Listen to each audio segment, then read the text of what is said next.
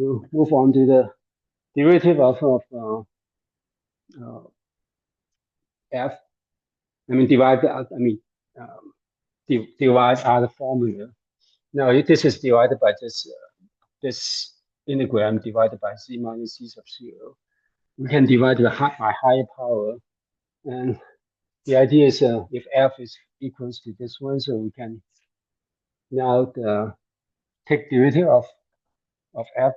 Now with respect to z sub 0, because z sub 0, this f is a function at z sub 0, you can treat it like a function because this is arbitrary. This point, you just choose any point and divide this factor in the integram. So we can now like df dz evaluate z sub 0. Now this derivative is with respect to z sub 0, so we take the derivative of this factor, which gives you minus 1 over z minus z sub 0 squared, right? And then take this derivative with respect to z sub 0, give you a minus sign, so we cancel the minus sign. So, so in this case, it's really simple. It's just exactly the same. Divided by z minus z squared. Right?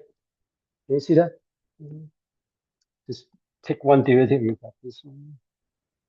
Right? And now we keep doing it because we want a general formula. Second derivative.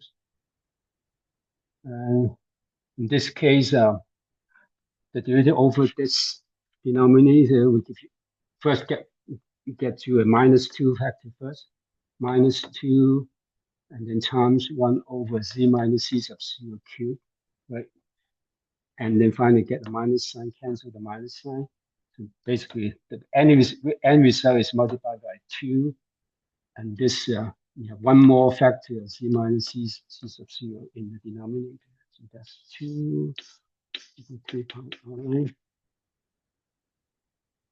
That's c bc minus z sub 0. Right. Then we keep going. Third derivative.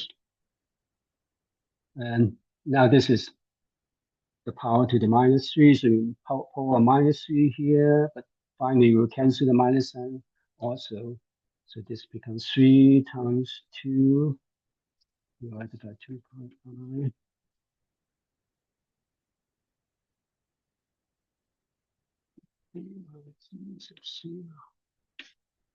The fourth one. Okay. Getting too. Now finally, we'll try to get n derivative.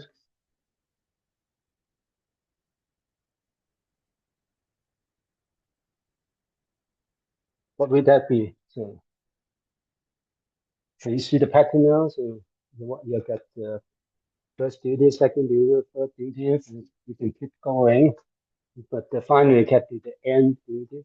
What is the pattern here? What should that be? So you obviously you see, yeah. So this is your third derivative. This is 3 times 2, which is a 3 factorial because you have 1. You can always add 1. 3 times 2 times 1. So this is 3 factorial. Likewise, this is 2 factorial. This is 1 factorial, which is just 1. So always the pattern is this n factorial.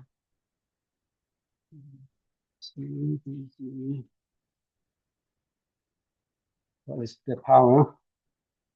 N factorial. Okay, so that is the general pattern. So that is a generalized formula from the Cauchy integral formula. So you can now take n derivative. So if f is anything, you can take the n derivative using this one. Okay. And so these up to 11.33.